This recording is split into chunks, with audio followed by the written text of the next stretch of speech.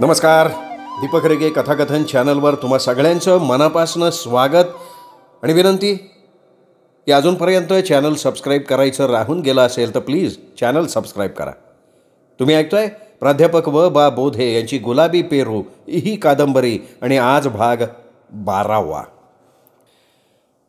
मी MA join होईन असं स्वप्नात सुद्धा वाटलं नव्हतं. आई लहानपणी म्हणायची, हे भटा बामणावानी शिक्षणाचं याड बरं नाही, हातात पळी आणि पंचांगील, आपलं राबावं गाड्यावानी आणि खावं धान्यवानी, रिकाम्या राणी मेंडूला ताण नको. आईचाही बरोबर होतं म्हणा. अवतीभोवती गोरगरिबाचं कोणी शिकतानाच दिसत नव्हतं. जे तिला पाठायचं ते ती बोलायची. विद्यापीठात जाऊन शिक्षण घ्यायचं तसं मनात नव्हतं.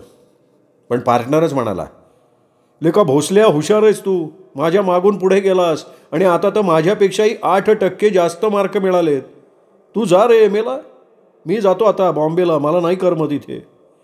नाही तू नाही जायचं, तू पण यायला हवंयस. अरे तुझ्यासोबत कायम राहिला मी काय तुझी बायको आहे का रे? जरा हिंड स्वतःच्या पायानं, आपोआप माहिती होईल सगळी. अरे पोहता न येणारा पोर विहिरीच्या पायरीवर बसलं तरी घाबरतं, पण आत ढकललं ना की आपोआप लागतं बघ पोहायला. पार्टनर गेला, पण जाताना हातावर गळ्यातली 1 तोळ्याची चेन ठेवून गेला. मला म्हणाला, असू देत रे, काळवेळ सांगून येत नाही. 4 पैसे जवळ असले ना तर काहीही करता येतं. जीव धड तर सगळं धड. साली दुनिया पैसेवाल्याची आहे. अच्छा, आता बॉम्बेत जातो, दुकान टाकतो, कसला तरी धंदा करतो, असा वड बसवतो ना, बाज बघत राहा. आणि हे बघ, MA हो, धंद्यात येऊ नको, तुझा पिंड नाही येतो. तिकडं शिक्षण क्षेत्रात कुठंही जा, पुस्तकांशी मैत्री कर. अरे पोरीची मैत्री म्हणजे पानपट्टीवरचा मसाला पान. 2 मिनिटापूर्वी दाताखाली चावलं, सोडून दिलं. खुशीचे जिओ, चल. पार्टनर गेला तसा छातीतनं हुंदकाच फुटला. पार्टनर कोण, कुठला, कोणाचा कोण? मला लक्ष लावून आपलासा करतो काय, सगळाच चमत्कार. माझा लक म्हणून भेटला मला. किती बेछूट जगतोय. मनानं केवढा तर चांदोबाच्या राज्या एवढा. आणखीन 2 वर्ष त्याचं सानिध्य लाभलं असतं तर फार बरं झालं असतं. शर्टाच्या पाठीमागचा पंखा कोणीतरी कापून न्यावा तसा हापकून गेलो. धगीनं वीट फुटावी तसा काळजात फुटलो. 1 महिना मनावर दगड ठेवून काढला. नुसता इकडे तिकडे फिरायचो, केव्हा तरी पिरियडला बसायचो. पिरियॉडिकल सेक्शनला मासिकं वाचायला फार आवडायची. अभ्यासापेक्षा तिथे जास्त रमायचो. पार्टनरचं एखादं पत्र आलं की तेही तिथेच वाचायचो. 4-4 तास कुठे जायचे कळायचं नाही, झपाटल्यासारखा वाचायचो. एकदा असाच किर्लोस्करचा अंक चाळत बसलो होतो, तेवढ्यात एका पाठमोऱ्या पोरीनं व्यवस्थापकाला विचारलं, ऑगस्टचा किर्लोस्कर आहे का हो? मी इकडे हळूच मासिकाच्या कव्हरवर नजर टाकली. ऑगस्टचाच अंक होता. जाऊ द्या, तसाच अंक 2 पायांवर घेऊन वाचायला लागलो. त्या पोरीला त्या क्षणी त्या अंकाची गरज होती हे तिच्या बोलण्यावरनं जाणवत होतं. अंक येऊनही अंक मिळत नव्हता. व्यवस्थापक उठला, म्हणाला, थांबा मी बघतो कोणाकडे आहे का. व्यवस्थापक डाव्या रांगेतनं पुढं जाताच मी उजव्या रांगेतनं पुढं सरकलो. पोरीच्या हातात किर्लोस्कर देऊन नमस्कार म्हटलं. अरे तुम्ही? या तिच्या आश्चर्यकारक प्रश्नानं मी तिच्याकडे बघितलं. अरे बापरे, तीच ती. कॉलेजमध्ये भेटलेली निगारच दुसरी. हुबेहूब तेच रूप. आसमानी रंगाचं आणि पांढऱ्या टिकल्यांचं पातळ तिला फार खुलून दिसत होतं. मी बघत राहिलो. देवावर फूल टाकावं इतक्या नाजूक आवाजात तिने विचारलं, वाचला अंक? नाही, तुमचा झाल्यावर पुन्हा वाचेन. तिच्या चेहऱ्यावरचं गोड हसू रुमालाच्या घडीत साठवत मी कॅन्टीनकडे वळालो. 2-4 ओळखीचे दोस्त भेटले. त्यांनी चहा मागितला म्हणून पाजला. खरं तर काहीतरी खावंसं वाटत होतं, पण नाही खाल्लं. सिगारेट फुंकत हॉस्टेलकडे वळलो. तासाला बसावं असं वाटलंच नाही. डोळ्यात शहनाज, निळ्या रंगाची मासोळी, तिचा निगार टाईप मुखडा. गुलाबी पेरू बघून राघून भुलावं तशी माझीच थरा. मन गुंतलं की पिच्छा पुरवलाच. पोरगी नजरेत भरायचा अवकाश, पापण्यांच्या पिंजऱ्यात पक्षी बंद. छातीच्या दरवाज्यातून त्यांनी काळजाच्या रानात खुशाल विहरावं. 7-8 दिवसांनी किर्लोस्करचा तोच अंक मिळाला. बारकाईनं बघतो तर आज शहनाज डांगे हिचा लेख, धार्मिकतेच्या नावाखाली मुस्लिम मुलींची गळचेपी, आधाशासारखा लेख वाचून काढला. वा, सर्वच क्षेत्रात मुस्लिम पोरींना सोसावा लागणारा त्रास नेमका चितारला होता तिने. एका अस्फुट दुःखाला तिने वाचा फोडली होती. मानवी स्वभावाच्या आकलनाची तिला चांगली जाण होती, हेही मला जाणवलं. व्यवस्थित आणि थोडासा प्रमाणाबाहेर कौतुक करणारा तिच्या लेखासंबंधीचा अभिप्राय मी लिहिला आणि एक दिवस हायवेवर भटकत असताना हसत हसत मी तो तिच्या हातावर ठेवला. कौतुक कोणाला आवडत नाही. अस्सल विषारी दंशाची वाट बघणाऱ्या नागाकडे नुसतं थोडा वेळ कौतुकानं पाहिलं तर तोही फणा टाकतो, सळसळत निघून जातो. माणसाचं वागणं याहून वेगळं नाही. पोरींचं तर सोडून द्या, त्यांना स्तुती केली की गप्प. एकदा एखाद्याची चाल समजली की तोफ कोणत्या बाजूनं डागायची हे फक्त ठरवायचं, काम फत्ते. यशापयश मिळेल का नाही सांगता येत नाही, पण अपेक्षित परिणाम साधला म्हणून समजा. असंच झालं माझं. मी लिहिलेल्या अभिप्रायानं ती मोहित झाली. चांगलं 1.5 वीत लांबीचं पत्र तिने लिहिलं. नम्रता व्यक्त करता करता मला एकदम श्रेष्ठ पदावर बसवण्याचा ती प्रयत्न करायला लागली. परिणाम व्हायचा तोच झाला. मी तिच्या शबनम पिशवीत जादूचं पेन घेऊन बसायला लागलो. मध्येच केसातलं फूल व्हायचो. साला कल्पनेनं काय काय करायचो, मनात नको ते इमले बांधायचो. खरं तर मला शहनाजच्या प्रेमात पडायचंच नव्हतं. निगारचा मुखवटा घेऊन वावरणाऱ्या त्या पोरीत मला निगार शोधायची होती. ओढ्याकाठी कण्हेर फुलावी तशी सदैव प्रसन्न असणारी निगार तिच्यात बघायची होती. माझी एकेकाळची स्वप्नील राजकन्या मला शहनाजमध्ये भेटणार होती. सगळी धडपड त्यासाठी. योगायोगानं रूपाबरोबर जातही जोडली होती, त्यामुळे काकोण जाणे शहनाजच्या दर्शनाशिवाय दिवस वांझ वाटायला लागला आणि हळूहळू मी वाहवत चाललो. एकदा शहनाज म्हणाली, भोसलेजी तुम्ही कधीच घरी येणार नाही आमच्या? कोण म्हणतं अवश्य येईन, तुम्ही बोलवाल तेव्हा. परवा याल? रविवार आहे, झकास बेत करते तुमच्यासाठी. एक अट मान्य केलीस तर येईन. कोणती? हे आहो जाहो म्हणायचं बंद करा. अरे म्हणा. ठीक आहे, मग तूही मला एकेरी हाक मार. आम्ही दोघेही खदखदून हसलो. नजर माझ्यावरून फिरवत ती कसला तरी विचार करत होती, तोवर मी चर्चा पुढे ओढली. घरी कोण आहे? फक्त आम्हा. आणि वडील? ते नोकरीला असतात मुंबईला. अच्छा, अवश्य येईल. थँक्स. मला वाटलं होतं नकार देशील तू. दिला असता तुझा बाप घरात असताना तर. हां नाही, त्याचं काय आहे, हे पोरींचे बाप ना मला पोलीस खात्यातल्या माणसापेक्षा भयानक वाटतात. किती सरळ आहेस रे तू. उद्यमनगरातनं वाट काढत एकदाचा मी शहनाजच्या घरी पोहोचलो. मधल्या रस्त्यानं तसं घर जवळच वाटलं मला. या रस्त्यानं कित्येक वेळा भटकलो असेल, पण इतक्या जवळ शहनाज राहत असेल हे माहीत नव्हतं. बरं झालं बाहेरच्या चहाची सोय झाली. अशी 7-8 कुळं गाठून ठेवली तर साला हॉटेलला पैसा घालवायची गरज नाही. दारावर शहनाजनं स्वतःच्या नावाचा छोटासा बोर्ड आयताकृती लावलेला. मी बेल दाबण्यासाठी बटण शोधू लागलो तर बटण सापडेना. सरळ दार खटाखटा वाजवलं. कोणातरी बाईचा झणझणीत आवाज दाराच्या रोखानं आला.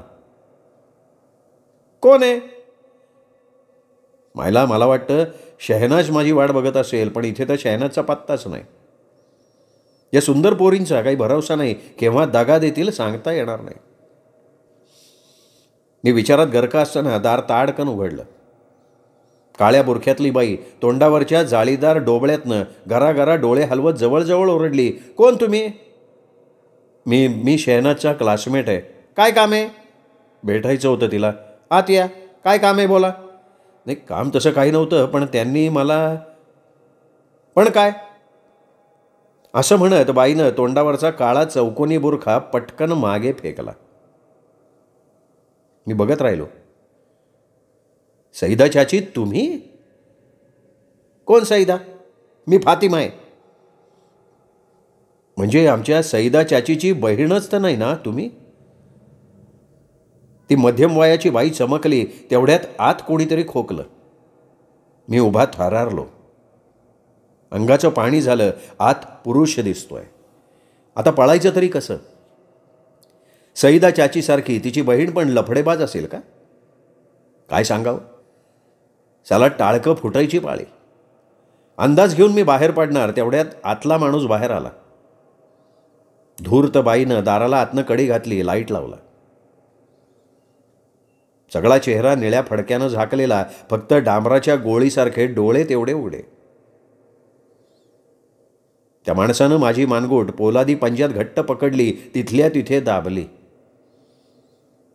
फडक्यातल्या फडक्यात कसा तरी हसला आणि म्हणाला, अरे त्या काशा भोसल्याचा वाशे आहे का तू? तुम्हाला कसं माहिती? काय जागायचा कंटाळा आला काय तुला? म्हणजे तुझी आजी आणि तू माझा दाजी. किती पोरींना उठवणारे जीवनातनं. असं म्हणत त्या माणसानं एका तडाख्यात माझं कानशील ढिल्लं करून टाकलं. दुसऱ्या रट्ट्यात वरचा दात खालच्या ओठात घुसला, रक्त आलं. झिंज्या अशा काही हिसकल्या बेट्यानं की स्वर्गातली आईच आठवली. माझा हात तिरका पिळत कमरेत लाथ घालून त्यांनी मला खाली पाडलं. मानेवर धनगरी चपलेचा पाय ठेवून गरजला, ओळखलं का मला? असं म्हणत नाटकातल्या खलनायकाप्रमाणे त्यांनी तोंडावरचं फडकं बाजूला फेकलं. माझी बुबुळं डोळ्यातनं बाहेर पडायची पाळी आली. तोच तो निगारचा मामा, तडीपार झालेला, पार्टनरनं बदडलेला मामद्या. त्यांनी पायाचा असा जबरदस्त तडाखा हाणला की माझं टाळकं भिंतीवरच आपटलं. रक्ताची चिळकांडी उडाली. चाल्या पोरं अंगावर घालून मला मारतोय असं म्हणत त्यांनी चाकू मानेवर ठेवला. शहनाजच्या आईनं मध्यस्थी केली नसती तर आमची कंबक्तीच भरली असती. जाओ, शहनाज से मोहब्बत मत करना, नहीं तो साले तुझे हिजड़ा बना दूंगा. बेवकूफ, चल जा. बारक्या पोरासारखा रडत निघालो. कपाळावरचं रक्त शर्टवर सांडलेलं, शर्टवरनं ओघळत ते पॅन्टकडे चाललेलं. आता भर रस्त्यातून माणसांच्या गर्दीतनं जायचं कसं? शहनाजचं घर मागे टाकून मी हमरस्त्याला लागलो. तोच समोरनं शहनाज येताना दिसली. धावत येत होती, घामाघूम झालेली. तुलाच शोधायला गेले होते मेन रोडनं. सगळा स्वयंपाक आटोपला तेवढ्यात पप्पा आले, तडीपार झालेले. ते नेहमी चिडलेलेच असतात. माझा अंदाज खरा ठरला. किती मारलंय त्यांनी तुला? मम्मीनी सोडवलं नाही का? अरे मम्मी म्हणजे नुसता मातीचा डेरा आहे, उपयोग नाही काही.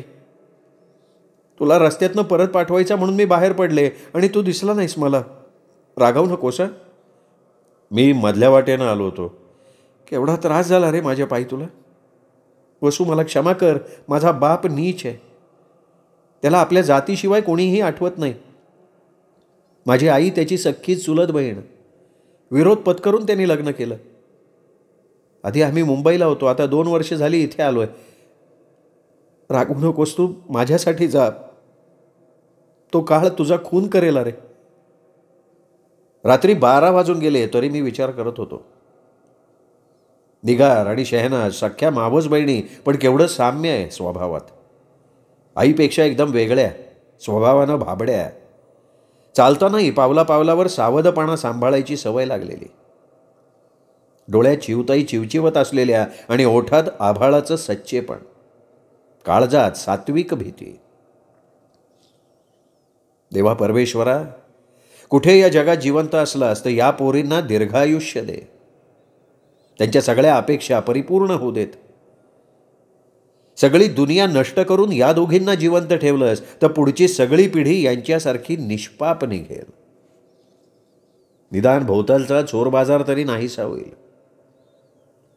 आणि देवा, मला मरण आलं तर मला पिशाच्य तरी बनव, म्हणजे यांच्या रक्षणासाठी रिंगण धरून राहता येईल. अरे अशी बोगनवेलीसारखी प्रसन्न मनं फार कमी असतात देवा. अंगातला रक्ताळलेला शर्ट काढला आणि घडी करून हातात घेतला. शहनाज पाठमोरी होताच ताड ताड दवाखाना गाठला.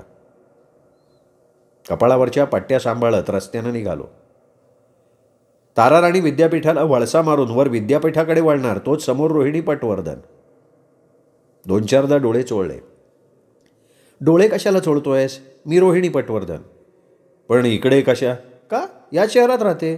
नाही तसं नाही, पुढे काय करतेयस? विद्यापीठात MA करतेय. दिसली नाहीस कधी? डोळे उघडे असतील तर ना. तू रोज दिसतोस त्या शहनाज बरोबर. का? दचकलास का? अंगावर बोराटीचे काटे टारारले. जखमेकडे बघत ती हसत म्हणाली, I wish you best of luck. कुणाबद्दल बोलतेयस? शहनाजबद्दल. का? सावध राहा. तुला जाळ्यात पकडायला टपलेली हाडळ आहे ती. गपरे. शहनाज आणि हाडळ? अगं या दरिद्री शहाजहानच्या छातीवर विराजमान झालेली मुमताज आहे ती, या भोसल्याची, या पटवर्धन के बच्ची. 1.5 महिना उलटला असेल नसेल, एका नीरस रात्री वडारवाडीत भटकत होतो. नको ते विचार मनात खदखदत होते. कधी नव्हेत कंट्री घ्यायची हुक्की आली होती. जोडीला तसं कुणी नव्हतं. एकटाच 2 ग्लास रिचवून फुटाणे चघळत चाललो होतो. बाभळीच्या झाडावर फिरणाऱ्या मुंगळ्यांसारखी 1000 पिशाच्या मनावर फिरत राहिली. कडू गोड आठवणी आठवत गेल्या. जगात ज्याला कुणीही नाही असा कोण प्राणी आहे? असं जर कोणी विचारलं तर 100रातली 99 बोटं माझ्याकडे रोखली जातील. चाले आपण फार बेफिकीर आहोत. माणसं जोडली पाहिजेत.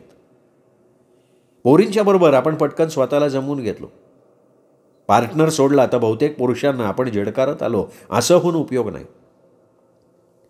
ऐनवेळी जवळ पैसे कमी असले तर कंट्री उपयोगी पडते. तसंच असतं जोडलेल्या माणसाचं.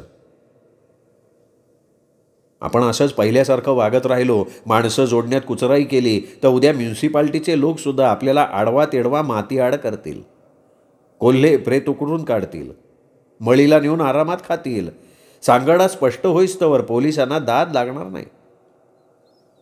एकदा सांगाडा सापडला तर कोणाचा तरी खून झाला असं समजून पोलीस पॅन्ट फाटेपर्यंत पळतील, दिसेल त्याला झोडपतील. विचारांच्या तंद्रीत मन कसं आणि किती भरकटत राहिलं समजलंच नाही. आज प्रमाणाबाहेर प्यायलो होतो. मनात म्हटलं की आता हॉटेलात जेवत बसलो तर तिथेच घुटमळून पडीन.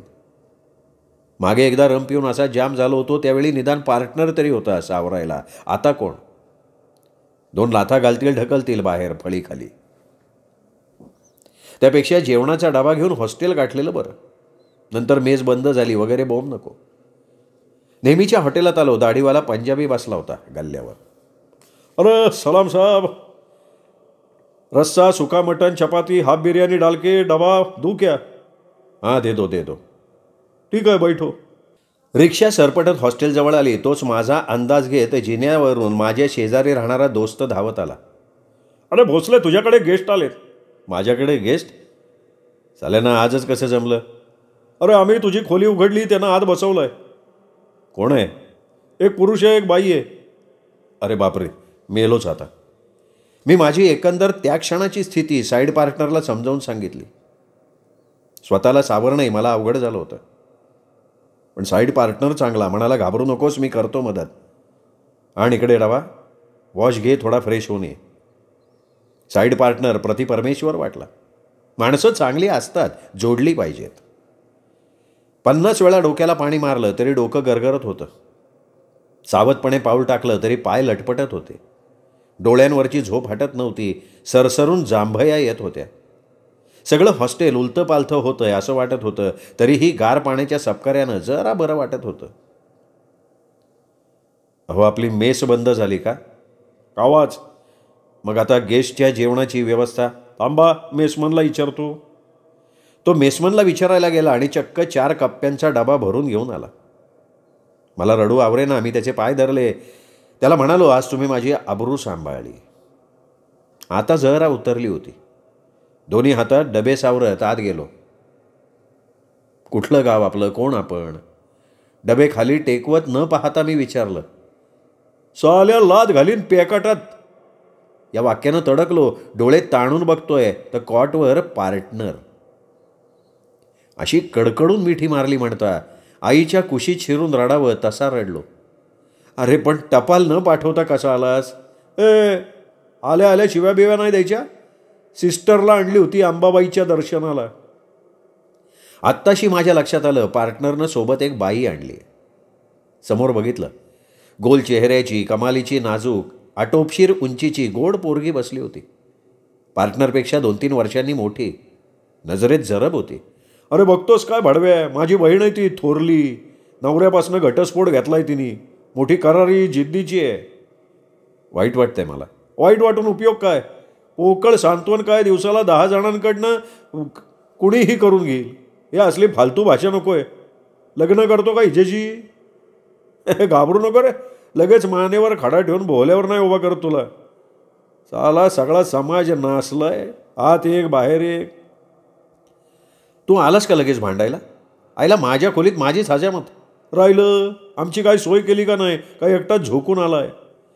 पोटाजवळ खोचलेली अर्धी बाटली बाहेर काढली. पार्टनरनं दातानं बूच उडवलं, वरच्यावर संपवली. खुश झाला. सगळे पोटभर जेवलो. आम्ही आधाशासारखं बडबडत होतो आणि पार्टनरची बहीण संगमरवरी पुतळ्यासारखी शांतपणे श्वास मोजत होती. तिची शांत आणि निग्रही वृत्ती हे तिचं बळ होतं. तिच्या मनात कसलं तरी काहूर भणाणत असावं, पण चेहऱ्यावर जाणवत नव्हतं. बाहेर पडलेलं चांदणं पार्टनरनं बघितलं आणि म्हणाला, भोसल्या चलो घुमने को. अरे पण सिस्टरला एकटीला कशी ठेवायची इथे? अरे तिची नको काळजी करू. उभ्या जीवनाशी एकटी सामना देतीये ती. चल आरती, तू झोपून जा, आम्ही बाहेरनं कुलूप लावून घेतो. पार्टनरला किती बोलू किती नको असं झालं होतं. इकडच्या तिकडच्या गप्पा मारल्यावर मी पार्टनरला हळूच विचारलं, सिस्टरच्या वाट्याला हे दुःख का? अरे तुम्ही आम्ही बुरखाधारी लोक याला कारणीभूत आहोत. म्हणजे कशाला मला जीव वेटाळायला लावतोय? अरे बहिणीचं लग्न होऊन 6 महिने झाले तरी नवरा तिच्या अंगाला हात लावायला घाबरत होता. शेवटी समजलं साला छक्क आहे. अरे मलमली कपड्यातलं देखणं रोपडं. काय करणार मग आरती तरी? घेतला घटस्फोट. आता वर्ष झालं सांभाळतोय मी. कसा एवढा त्रास सहन करतोस? त्रास कसला याच्यात? अरे आईचं पाऊल घसरलं, माझ्या बापाने तिला अंथरुणात तोडून टाकली. अजून नागपूरला जेलची हवा भोगतोय. आमचा बॉम्बेचा काका नसताना तर आम्ही बहीण भाऊ असे भीक मागत हिंडलो असतो. एक सांगू का तुला, मी आशावादी आहे. बहिणीच्या लग्नासाठी मरेपर्यंत प्रयत्न करीन. शेवटी नाहीच जमलं तर कुठे स्वतः सुद्धा जन्मभर मुंजा राहीन मी. आपली मराठ्याची जात साली वाईट, माणसाला मोकळं जगू देत नाही. गप्पांच्या ओघात खोलीपर्यंत कधी आलो तेच समजलं नाही. पार्टनर 4 दिवस राहिला कुठला? ठेवून घेतला. म्हटलं आलाच आहे बाबा तर थांब बहिणीबरोबर, प्रेक्षणीय स्थळं दाखव तिला. मग त्याला घेऊन ज्योतिबाला गेलो. त्याची सिस्टर मंदिर बघून भारावली. बराच वेळ डोळे मिटून देवासमोर उभी होती. बापडी काय मागत होती देव जाणे. पण नंतर चोरून डोळे पुसताना तिला पाहिलं. पार्टनर म्हणाला, ज्याचं दुःख त्याला जड असतं, आपण फक्त बोलघेवडे. मला ज्योतिबा दिसत नव्हता. हरवलेली पेटी आणि भेटलेली पार्टाची कुमी आठवत होती. पार्टनरला किस्सा सांगितल्यावर तो सुद्धा खळखळून हसला. म्हणाला, रक्तात खरं बळ हे अनुभव पेरतात बरं का. रंकाळा, न्यू पॅलेस, भवानी मंडप, शाहू महाराजांचा पुतळा, विद्यापीठ सगळं सिस्टरला फिरून दाखवलं. ती प्रत्येक गोष्ट तन्मयतेनं बघायची. डोळे बारीक करून कौतुकानं सौंदर्य न्याहाळायची. आनंद व्यक्त करण्याची तिची पद्धत खूप साधी होती. मनात फुलणारा आनंद ती डोळ्यातनं व्यक्त करायची. मोर पिसारा फुलावा तसा चेहरा खुलवायची. बडबड सोडा, बोलणं सुद्धा कमी. तिच्याकडे पाहिलं की जाणवायचं, शब्दांची गरज नसतानाही माणसांना बोलता येतं. ती कधी बोललीच तर एकाक्षरी बोलायची. कधी नजरेला नजर द्यायची नाही की मोकळ्या मनानं खदखदून हसायची नाही. एकदा पार्टनरला विचारलं, अरे सिस्टर एवढी आबोल का? मुकेपणा तिची शक्ती आहे. तिला नाकारणाऱ्या समाजाचा सूड घेते ती न बोलून. असं तुला नाही समजायचं. अरे दुःखाच्या ओझ्याखाली इतकी पिळून गेली आहे की आपल्याला वाचाय हेच विसरली आहे ती. मग आपण कशाला डिवचायचं? थोडं बोललं तर पक्षी रडावा तशी रडते.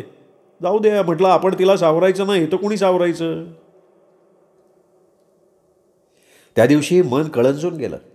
महारोग्याच्या हातापायांसारखं बधीर झालं. पार्टनर बॉम्बेला निघाला त्या दिवशी खूप रडलो. सालं बापानं मला असं रडताना पाहिलं असतं तर माझ्याही पोटात काळीज आहे याची जाणीव त्याला झाली असती. एक निगार सोडली तर छातीतली सगळी आग मी पार्टनर समोर बोलून दाखवायचो. 4 दिवसांचा सुखद सहवास संपला. कोपऱ्यावर पार्टनरला ताजे पेरू आणि गावरान केळी घेऊन दिली. निघालो स्टँडकडे तिघे. तर समोर रोहिणी पटवर्धन मला बघूनही न पाहिल्यासारखं केलं आणि पार्टनरला म्हणाली, हॅलो मिस्टर, सध्या कुठे? अय असा छिडतोय बॉम्बेच्या आलिशान हॉटेलातनं. मजा आहे तुमची. ही माझी सिस्टर आहे आरती. रोहिणीनं हात पुढे करू नये. आरतीने दुरून नमस्कार केला. मला बरं वाटलं. रोहिणी गेल्यावर पार्टनर म्हणाला, भोसल्या काय मत आहे तुझं या पोरीबद्दल? अरे ती कमालीची चिडखोर आहे. चिडखोर नाही, लबाड आणि डावखोर म्हण. एखाद्याच्या पाठीशी हात धुवून लागली ना म्हणजे वाईट. काय सांगायचं, त्या शेळके मास्तरला लागू होती. त्याच्या आधी कुणीतरी जगदाळे होता म्हणे. असो, पार्टनर गेला. सुनं वाटायला लागलं. चाले आपण भंपक. मालगाडीच्या बाद झालेल्या डब्यात आपण संसार थाटला तर कोणाला काही वाटणार नाही. बहीण भावाची जोडी आली आणि न संपणारा लळा लावून गेली. चला काहीतरी थंड प्यावं, काहीतरी खावं. समोर हातगाडीवर कलिंगडाच्या लालबुंद फाकी ओळीनं मांडल्या होत्या सगळ्या. दहीवडासुद्धा थंड मारला येता तेव्हा बरं वाटलं. रूमवर आलो तर वॉचमन म्हणाला, कोणीतरी बाई आल्या होत्या, ही चिठ्ठी दिली. वाचून बघतो तर शहनाजची चिठ्ठी, 2 ओळींची. ऊन काय रणरणतंय, नको वाटतंय बाहेर पडायला आणि ही म्हणते हायवे कॅन्टीनला ताबडतोब ये. बरं बाबा येतो. न जावं तर महामाया रागवणार. गेलो. बाईसाहेब चिमणी एवढं तोंड करून बसल्या होत्या. नमस्कार नाही, बोलणं नाही. अगं गप्प का शहनाज, बोल की. काय बोलू? का? बोलण्यासारखं राहिलंय काय? हे बघ, मला असं पेटत्या शेगडीवर ठेवू नको. मनात काय आहे ते स्पष्ट सांग. केवळ तुझ्या पायी टाळकं फुटेपर्यंत तुझ्या बापाचा मार खाल्लाय. एक आगबंद शर्ट रक्तानं खराब झाला, तक्रार मी करायची का तू? मी असं म्हणताच भुजंगानं केस पिंजारून ठिसकारावं तशी ठिसकारली. भोसले, तुम्ही इतके नालायक असाल असं वाटलं नव्हतं. शुद्धीवर असल्यासारखं बोल बरं का शहनाज तू. डोकं शुद्धीवर ठेवून बोलतेय मी. आजपर्यंत मी कुणाला फसवलं नाही, पण तुम्ही मला फसवलं. प्रेमाची लालूच दाखवलीत, माझा गळा तापलात. म्हणजे स्पष्ट विचार, देणार उत्तर प्रत्येक प्रश्नाचं न घाबरता. विचार की. चला अंगातलं रक्त बापाचं नसेल तर खोटं बोलीन. गावाकडे कुठल्या पोरीला जीवनातनं उठवलं का? दचकलास का? अरे निगार, माझी मावस बहीण. रक्ताच्या बहिणी नसलो तरी रूपानं सारख्या. तुम्ही नासवलीत निगारला, सक्तीनं गर्भपात करायला लावलात. बापानं सगळं सांगितलं मला. मावशीची 2-3 पत्रंसुद्धा आहेत आमच्याकडे. दिसतोस किती सरळ रे, पंढरीच्या माळकऱ्यासारखा. पण पक्का गुंड आहेस, पोलिसांच्या ताब्यात दिला पाहिजे तुला. एव्हाना कॅन्टीनमधली पोरं आमच्याकडे बघायला लागली होती. मी गोंधळलो होतो. एक ग्लास पाणी घशाखाली ढकललं आणि उठून चालायला लागलो. सगळ्या अंगातनं भीतीची घोरपड सरपटत गेली. अंधारी आल्यासारखी नजर जखमी झाली. आपण एकाकी पडलोच ही प्रखर जाणीव मनाला चिरत गेली. काय जग आहे.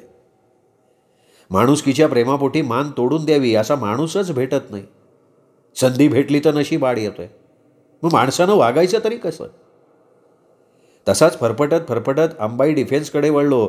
तिथं नाल्यात कंट्रीच्या बाटल्या टाकून एक कोवळं पोरगं हातभट्टीचा माल विकत रस्त्यावर बसलेलं असतं. सौदा सगळा बाटलीचा, किरकोळ नाही. थांबलो. पार्टनर एकदा म्हणाला होता, दारूचा पहिला गोट जठराच्या तळाशी पोचायच्या आधी पोटातली दुखणी ओठांवर येतात आणि थुंकी सरशी बाहेर निघून जातात. पार्टनर बोलतो ते सत्य. आज सगळ्या बाजूंनी लाथाडलो गेलोय. अशा वेळी कंट्रीशिवाय कोण मला सोबत करणार? सगळे कामापुरते गोड. मी थांबलो. पोरगा चितूर पक्षासारखा भुईला चिकटलेला हळूच उठला. कपाळावरची आठी उठवली. मी त्याला जवळ यायची खूण केली. पाणी आहे? हा. नगाचं काय? पोरानं उत्तरादाखल उजव्या हाताची 5 बोटं दाखवली. हिरवी नोट हातात पडताच पोरगं पळालं, खड्ड्यात उतरलं, शर्टाच्या आत तुंबाड घेऊन आलं. कंट्रीचं बरं असतं, पाणी मिसळायची भानगड नाही. पोरगा ग्लास देत होता पण मी नाही घेतला. सरळ बाटलाट तोंडाला लावून दणक्यात पाऊण संपवलं. गळ्यात जळजळत होतं. करपट धुरकट वास नकोसा वाटत होता. तरी आरामसे नमरी दगडावर बसलो, पीत राहिलो.